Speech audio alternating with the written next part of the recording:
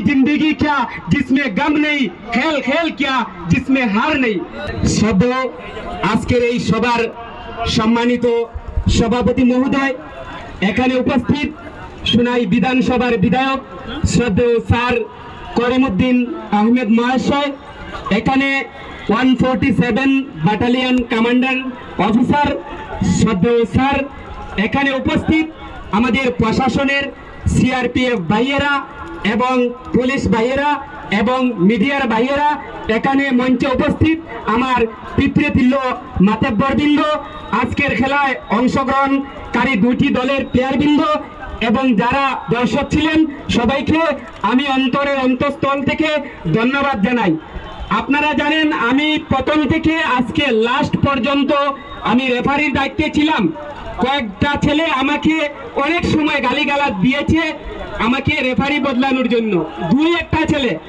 আমি প্রয়াস এনজিওর কর্মকর্তাদেরকে বলছি আগামী দিনে যদি খেলা হয় ওদেরকে রেফারি দায়িত্বে দিবেন, কারণ এই বছর আমার সাথে অনেক কিছু করেছেন।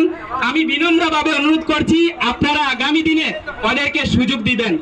আর আজকে যে দুটি দল খেলেছে খুব সুন্দরভাবে খেলেছে, আপনারা জানেন তো আজকের এই খেলায় একটি দল হেরেছে, একটা দল হারেছে, এটা মনে দুঃখে নেবেন না, এটা চিরাচরিত্র নিয়ম অনুযায়ী এক দল হারতে হয় আর এক দল জিততে হয়।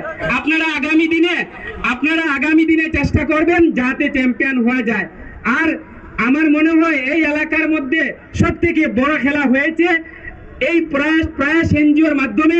আমি প্রয়াস এনজিওর যারা কর্মকর্তা ছিলেন সবই আমার বন্ধু ভাই, সবাইকে আমি ধন্যবাদ জানাই এবং যারা মিডিয়ার ভাইয়েরা ছিলেন সবাইকে আমি ধন্যবাদ জানাই।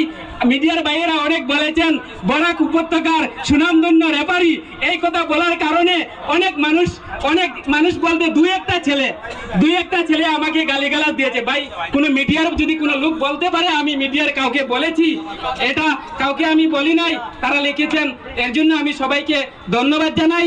তৎসঙ্গে আজকের দর্শক যারা ছিলেন এত শান্তিপূর্ণভাবে উপভোগ করেছেন সবাইকে আমি ধন্যবাদ জানিয়ে আমি আমার সংক্ষিপ্ত বক্তব্য এখানে সমাপ্ত করছি।